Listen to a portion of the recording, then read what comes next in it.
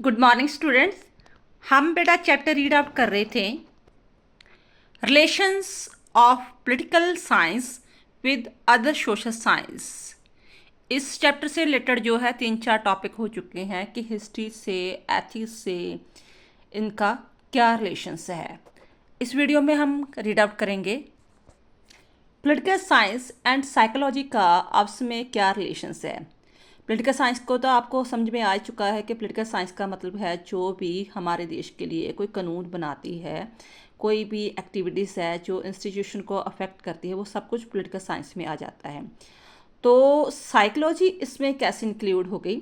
Psychology को पहले समझो। साइकोलॉजी का मतलब होता है जो मनुष्य के दिमाग से रिलेटेड होती है कि आदमी क्या सोचता है, उसका बिहेवियर कैसे चेंज हो जाता है।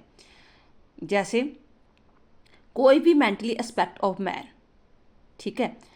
ये इसलिए इम्पॉर्टेंट है अब रीड आउट करना पॉलिटिक्स में भी, क्योंकि जितनी भी पार्टियां बनती है या जीतती है, सक्सेसफुल हासिल करती है, फर्स्ट ऑफ ऑल वो ह्यूमन की जो साइकोलॉजी है उसे रीड आउट करती है कि उस प्रांत के लोग क्या चीज़ें चाहते हैं, उनका क्या एस्पेक्ट है, क्या सोच है, उनकी क्या विचारधारा है। और जिस पार्टी ने उन प्रांतों की जो साइकोलॉजी को रीड आउट कर लिया वही पार्टी सक्सेसफुल होती है। For this reason now to this days just psychology is very important, play the role, ठीक है, बहुत इंपॉर्टेंट रोल प्ले कर रही है। फर्स्ट ऑफ ऑल हम पहले पढ़ेंगे कि what is psychology. Psychology is the study of the mental aspect of man. According to the MC Duggal, psychology may be defined as the positive and empirical science of the human mind. According to Stuart, it studies those facilities of man which enable him to feel, think and will। कहने का भाव कि जो psychology का मतलब ये होता है कि मनुष्य के विचारधारा क्या है, वो किस पहलू को लेकर क्या सोच रखता है, ठीक है। जैसे एक एग्जाम्पल ले लेती हूँ, पंजाब के लोग किस वे से पॉलिटिकल पार्टी को जिताते हैं, बिहार के लोगों की क्या डिमांड्स है, ठीक है, गुजराती लोगों की क्या डिमांड्स है। तो ये नहीं है कि वो सेम ही विचारधारा अपनाएंगे, सभी की साइकोलॉजी अलग अलग है, ठीक है। तो वो साइकोलॉजी को स्टडी करना, जो मेंटली एस्पेक्ट है ह्यूमन का, उसे स्टडी करना बहुत ज़्यादा ज़रूरी है, तभी कोई राजनीति में कामयाब हो सकता है। कहता है it study those facilities of man which enable him to feel, think and will. ये ऐसा एस्पेक्ट है जिसके द्वारा जो साइकोलॉजी वाले होते हैं वो ह्यूमन की फीलिंग को, थिंकिंग को, वो क्या चाहता है, वो चीज़ों को, उनकी अंदरूनी फीलिंग्स क्या है, यानी कि बाहरी एक्टिविटीज़ क्या है, वो क्या सोचता है, किस दिशा पर वो चलता है, ये चीज़ों को स्टडी करने की कोशिश करता है। According to Ward, psychology is the science of the individuals experience. Ward कहता है कि साइकोलॉजी क्या है। जब हम इंडिविजुअल के एक्सपीरियंस को स्टडी करते हैं एज ए साइंस को ध्यान में रखकर कि इस जो प्रांत के लोग हैं वो इस तरह सोचते हैं, उनके मेंटली एस्पेक्ट, जो माइंड एस्पेक्ट इस प्रकार है, इसलिए उनको इस विचारधारा से जीता जा सकता है। तो वहाँ पर उसी तरह स्लोगन लगाए जाते हैं, ठीक है। बिहार में अलग लगाए जाते हैं, गुजरात में अलग लगाए जाते हैं, तो उसकी साइकोलॉजी को स्टडी किया जाता है, ठीक है। अकॉर्डिंग टू वाटसन कहता है कि psychology is the positive science of behaviour. दूसरी विचारधारा ये भी आ जाती है कि जो हमारा बिहेवियर है, बिहेवियर समझती हो ना, हमारा व्यवहार कैसा है, कि इंडियन के लोगों का व्यवहार कैसा है, अमेरिका के लोगों का व्यवहार कैसा है, इंग्लैंड वाले लोगों का व्यवहार कैसा है, ठीक है। उसी प्रकार राजनीति चलती है। एक और एग्जांपल ले लूँ, जैसे इंडियन लोग हमेशा ही डेमोक्रेसी को पसंद करते हैं, बट इसके बिल्कुल ऑपोजिट जो है इंग्लैंड वाले हमेशा ही मनार्की को पसंद करते हैं। मनार्की यानी कि राजों का शासन को पसंद करते हैं। तो अभी भी वहाँ पर राजों का राज चलता है। ये अलग बात है, वो जो है वो नॉन एग्जीक्यूटिव के तौर पर रोल प्ले करता है, लेकिन वो अपने जो रूट्स हैं, कस्टम में अभी भी जो बंधे हुए हैं, तो वो राजे की गद्दी अभी भी चल रही है। यानी कि क्या है ये चीज़ें, ये ह्यूमन बिहेवियर है। तो हम ह्यूमन बिहेवियर को स्टडी करके ही उसकी, क्योंकि जितनी भी राजनीति है वो किसके इर्द गिर्द घूमती है, इंडिविजुअल के इर्द गिर्द घूमती है ना। तो नेचुरली ही इंडिविजुअल के बिहेवियर को स्टडी करना बहुत ज़्यादा ज़रूरी है।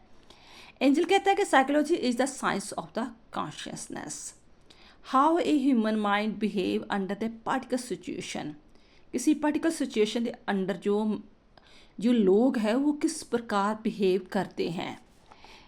इज अ बिहेवियर रैशनल और इंस्ट्रक्टिव और ट्रेडिशन, क्या उनका बिहेवियर जो तर्कपूर्ण है या उनके जो ट्रेडिशनल है, जैसे पंजाबी लोग होते हैं जी, उनका इंस्ट्रक्टिव और ट्रेडिशनल बिहेवियर होता है, ठीक है। तो इंग्लैंड वाले लोग ले लो, वो भी अपना जो उनका इंस्ट्रक्टिव और ट्रेडिशनल बिहेवियर है कि वो राजे की जो है मनार्की सिस्टम को पसंद करते हैं। अमेरिका बिल्कुल ऑपोजिट वगैरह है, ठीक है, वो प्रैक्टिकल ज़्यादा सोचता है। So to make a search of all this is the subject matter of psychology. तो इस सभी की स्टडी करना ही साइकोलॉजी का सब्जेक्ट मैटर है। Whatever an individual does in related to his brain and to understand the action of the human brain under the different circumstances is the field psychology. कौन से हालातों में किस प्रकार जो है जो ह्यूमन का बिहेवियर है वो किस प्रकार काम करता है, इस चीज़ की भी स्टडी की जाती है। It is not concern only with the reason of the individual, rather it is also concern with the emotions instincts. ये अकेला ये नहीं है कि वो जस्ट ओनली उनकी तर्कपूर्ण सोच को ही देखते हैं, वो देखते हैं कि नहीं कि इमोशनली तौर पर भी, इंस्टेक्ट तौर पर भी वो किस प्रकार के। जैसे भारतीय लोग हैं, भारतीय लोग जो है गेस्ट को हमेशा ही क्या मानते हैं, देवता मानते हैं, चाहे जितनी मर्जी गरीबी घर में हो, लेकिन वह जो गेस्ट का है वो पूरा आदर सत्कार से उसका वेलकम करते हैं, है ना। क्यों, रीज़न क्या है, क्योंकि उनके इंस्टेक्ट्स उसके साथ जुड़े हुए हैं, उनके रीति रिवाज, उनके रूट्स, उसकी संस्कृति ऐसे जुड़ी हुई है। तो अगर फॉरेन में चीज ले लो, ठीक है, तो वो 1-2 दिन भी आपको नहीं रख पाएंगे, है ना। तो ये चीज़ों की हम इस चीज़ को तभी समझ सकते हैं जब हम ह्यूमन की साइकोलॉजी को, उस प्रांत के, उस स्टेट के, उस देश की साइकोलॉजी को समझते हैं। फिर हमें पता चलता है कि इस देश की, इस प्रांत के लोगों की साइकोलॉजी ही या ह्यूमन बिहेवियर ही ऐसा है, आप जितना मर्जी से बदलने की कोशिश करो ये ऐसे ही रहेंगे। How the nature and the scope of the study of political science is much different than the scope of nature psychology. मानते हैं हम कि पॉलिटिकल साइंस अलग टॉपिक है, साइकोलॉजी अलग टॉपिक है, बट फिर भी क्लोज रिलेशन पाया जाता है, क्योंकि political science after all human के आसपास ही घूमती है, ह्यूमन के द्वारा ही सारी राजनीति चलती है, जो भी इंस्टीट्यूशन बनी हुई है, जो काम चलते हैं, जो लॉ एंड ऑर्डर वगैरह है, उसके द्वारा है। तो नेचुरली फिर ये एक दूसरे को अफेक्ट करती है। अब इसका पहला टॉपिक आ गया कि साइकोलॉजी पॉलिटिकल साइंस को क्या देती है। साइकोलॉजी पॉलिटिकल साइंस को क्या देती है। पहली बात तो depends of the political on the psychology. जितनी भी राजनीति होती है ना वो साइकोलॉजी पर डिपेंड होती है। जब मान लो पॉलिटिकल पार्टीज़ की इलेक्शन स्टार्ट होती हैं तो वो क्या करती है, वो जो वोट का नारा लगाती है वो उसी प्रांत के जो लोग हैं उनके इंस्टेक्ट्स, उनकी फीलिंग, इमोशन को ध्यान में रखकर वो जो वादे नारे लगाती है। बिहार में अलग नारा लगेगा, वो बेसिक नीड्स की बात करेंगे। दिल्ली में अलग बात होगी, जैसे रोजगार का, क्योंकि सभी वहाँ पर अलग अलग स्टेट के लोग इकट्ठे हुए हैं। गुजरात सभी बिजनेस टाइप का है, वहाँ पर बिजनेस टैरिफ जो कुछ जीएसटी की बात होगी। तो नेचुरली ये रियलिटी है कि depends of the politics on the psychology.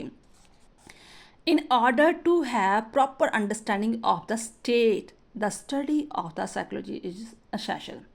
अगर हमने किसी स्टेट को समझना है तो उसकी साइकोलॉजी को समझना बहुत ज़्यादा एसेंशियल है, ज़रूरी है। State is an association of man, हमें तो पता है ना स्टेट किससे बना है, आदमियों से बना है ना। And the success of the political institution depend upon the man who constitute this institution.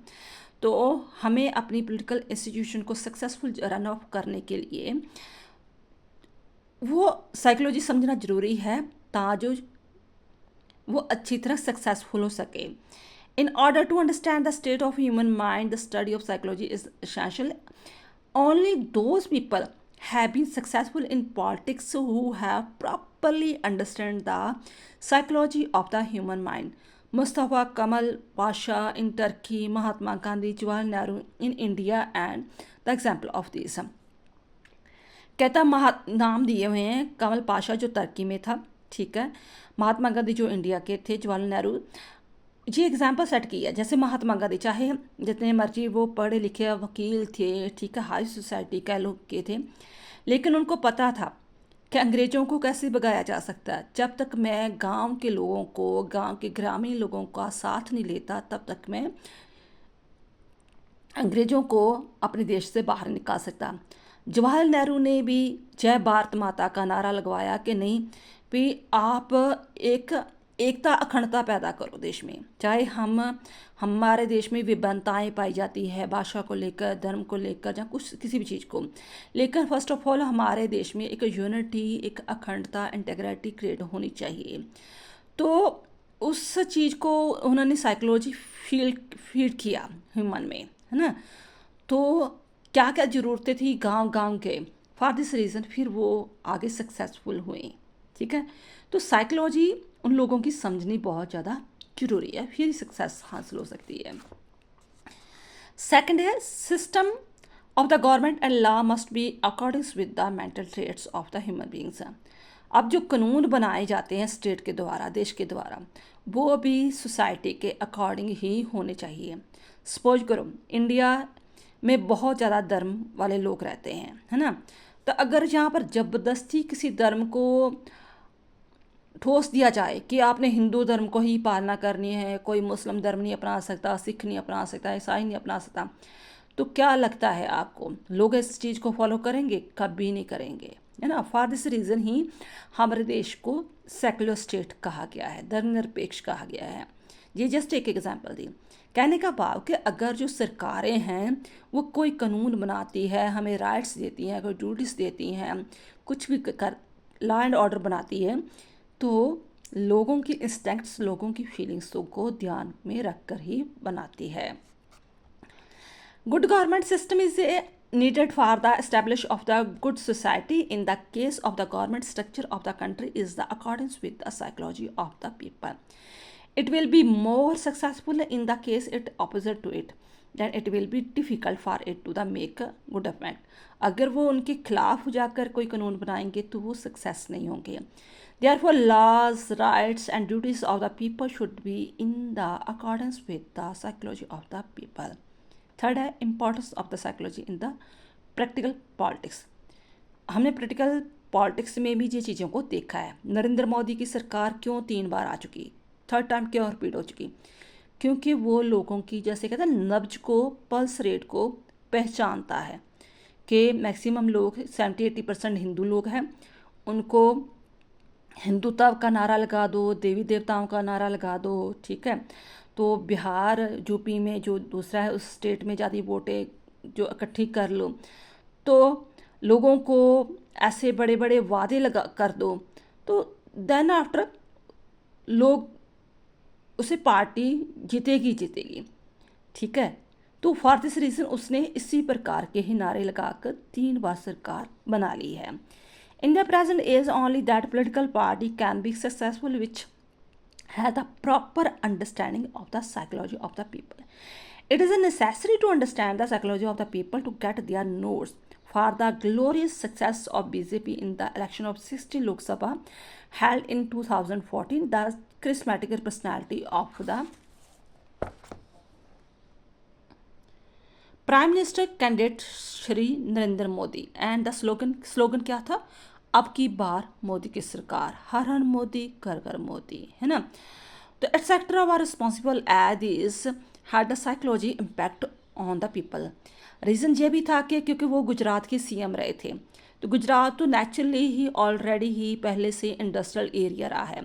जब अंग्रेज यहाँ पर आकर काफ़ी कुछ इस्टेब्लिश कर चुके थे, क्योंकि बंदरगाह थी, ठीक है, समुद्र के पास एरिया लगता है, तो नेचुरली लोगों ने देखा, बाकी स्टेट वालों ने देखा कि नहीं भी गुजरात इतना डेवलप कर चुका है, तो मे भी शायद सीएम की बदौलत ही किया है सब कुछ वगैरह।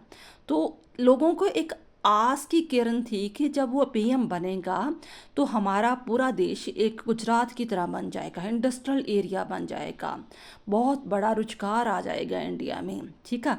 इसलिए मोदी के आधार पर ही, मोदी के नाम पर ही बीजेपी पार्टी ने सरकार की इलेक्शन वगैरह जीती। तो वही उसके आधार पर ही नारे लगाए। तो बाद में जब तीसरी बार सरकार क्यों आई, कि क्यों, क्योंकि उसने मैक्सिमम वहीं पर काम किया जहाँ पर उसको मैक्सिमम जो जो वोट्स वगैरह मिलते थे। Etc. were responsible as these had the psychology impact on the people. There are so many examples of this kind in the politics. There are only those politicians are the successful who respect the psychology tendency of the people. ये अकेली BJP सरकार नहीं, दूसरी जो party वो भी यही करती है, जाट की वोट जाट को, ब्राह्मण की वोट ब्राह्मण को, ऐसे नारे नूरे लगते रहे हैं। नेक्स्ट है psychology knowledge is necessary to safeguard the against the revolution. ज़रूरी है, अगर आप लोगों की, ठीक है, साइकोलॉजी को नहीं समझते तो क्या होगा, क्रांति होने की संभावना हो जाएगी। जहाँ एग्जांपल दी है इंग्लैंड की और फ्रांस की। जो लुइस 16वां था फ्रांस का, आपको पता है, जी एंड वाला राजा था, ठीक है। वहाँ पहले मोनार्की सिस्टम वगैरह था, अपने 9th-10th में ये हिस्ट्री पढ़ी हुई है। तो वहाँ फ्रेंच रेवोल्यूशन क्यों हुआ, क्योंकि उसे बार बार कहा गया था कि जो किसानों पर टैक्स मत लगाओ ज़्यादा, क्योंकि जो है काफ़ी सूखा हड़ आ चुके थे, तो फसलें ख़राब हो चुकी थी, तो आप इतना टैक्स वगैरह ना लगाओ। तो उसने लोगों की नब्ज को पहचाना ही ना, ठीक है। उसने सोचा कि लोग मेरा क्या कर लेंगे, क्या कुचल देंगे, हम राजे हैं, फ्यूडल सिस्टम वगैरह था।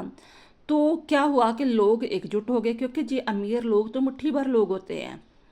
तो देन आफ्टर जब उनके according rule law and order बनाया नहीं, उल्टा और टैक्स लागू हुए, तो फ्रेंच रेवोल्यूशन आ गई।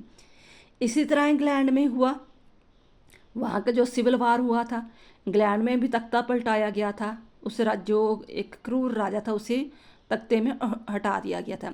ये अलग बात है कि इंग्लैंड के लोग जो है वो मनार्की सिस्टम को पसंद करते हैं, और दोबारा से फिर उसकी लड़की या किसी को रिलेटिव को गद्दी में बैठाया गया था। तो कहने का भाव कि रेवोल्यूशन को से बचने के लिए लोगों की नब्ज को बचाना जरूरी है ना।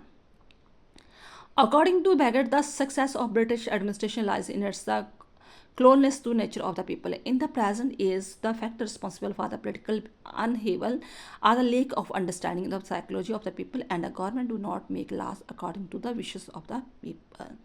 Psychology provide the solution to the political problem. Psychology जो है जो काफ़ी प्रॉब्लम्स को भी हल कर देती है ना। Today, every state has to face various problems such as the problem of violence, criminal disturbance, public demonstration, protest strikes, lockouts, grave, etc. And help of the psychology is more helpful for the solution of these problems than law.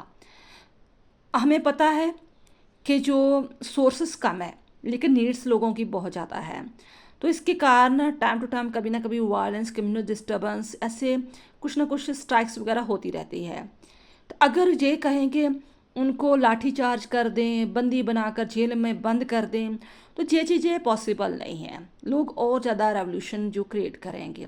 For this reason उनको psychology तौर पर समझाया जाता है, speech दी जाती है, प्रेरित किया जाता है कि देखो हमारे पास इतने के सोर्स हैं, आगे हम और कोशिश करेंगे, आप इसका अल्टरनेटिव ऐसे नहीं ऐसे निकाल लो। कि साइकोलॉजिक तौर पर उनकी प्रॉब्लम्स को हल किया जाता है ताकि वो क्रांति के रास्ते पर ना चले जाएं। ये तो हो गया था हमारा कि साइकोलॉजी पॉलिटिक्स को क्या देती है। अब पॉलिटिक्स भी साइकोलॉजी को क्या देती है, ये चीज़ें रीड आउट करेंगे। Political science provide subject matter to psychology. कहता है psychology makes the study of the various aspect of the human life and it include the study of the political aspect man's life also. Psychology जो है बहुत सारे human के aspect को study करती है। मान लो कि वो क्यों इस धर्म को क्यों अपनाता है, इस कल्चर को क्यों अपनाता है, उसकी सोच इतनी पॉजिटिव क्यों है, उसकी सोच इतनी नेगेटिव क्यों है, वो अंधविश्वासी क्यों है, वो नास्तिक क्यों है। बहुत सारे एस्पेक्ट हो सकते हैं ह्यूमन के, लेकिन उसमें एक एस्पेक्ट पॉलिटिक्स का भी आता है। तो पॉलिटिक्स का जब एस्पेक्ट को स्टडी करेंगे तो देखेंगे कि भी ये इस जो ह्यूमन है या किसी टिपिकली प्रांत के लोग हैं वो किस चीज़ को ध्यान में रखकर किस पार्टी को वोट डालते हैं, कौन से रीज़न है पीछे, उसे हम कहते थे वोटिंग बिहेवियर। ठीक है, जैसे पंजाब में एक हवा चली थी कि नशा छुड़ाओ, ठीक है, भी आप पार्टी ने चलाया था कि हमारी पार्टी आएगी तो हम नशा बंद कर देंगे, जो रिश्वतखोरी बंद कर देंगे। दिल्ली में एक लहर चली थी कि आप पार्टी आई के हम भ्रष्टाचार खत्म कर देंगे, स्कूल को प्रोवाइड करेंगे। नरेंद्र मोदी ने हवा चलाई थी कि देखो मेरी सरकार आएगी तो मैं इंडस्ट्रियल एरिया बना दूंगा, है ना। तो कौन सी बातें किस प्रकार वोटिंग बिहेवियर को अफेक्ट करती है, वो चीज़ों को रीड आउट किया जाता है, स्टडी की जाती है। कहता है इन अदर वर्ड्स हम कह सकते हैं political science provide subject matter to psychology for the study. फिर पोलिटिकल साइंस स्टडी है कि एक और सब्जेक्ट देती है साइकोलॉजी को कि आप इससे रिलेटेड भी स्टडी कर सकते हो। सिर्फ ये नहीं है कि उसका गृहस्थी जीवन को स्टडी कर रहे हो, धार्मिक जीवन को कर रहे हो, आप पॉलिटिक्स को लेकर भी स्टडी कर सकते हो कि ह्यूमन लाइफ में पॉलिटिक्स कैसे रोल प्ले करती है। Science provide the subject matter to psychology for the study. So political science is the mind of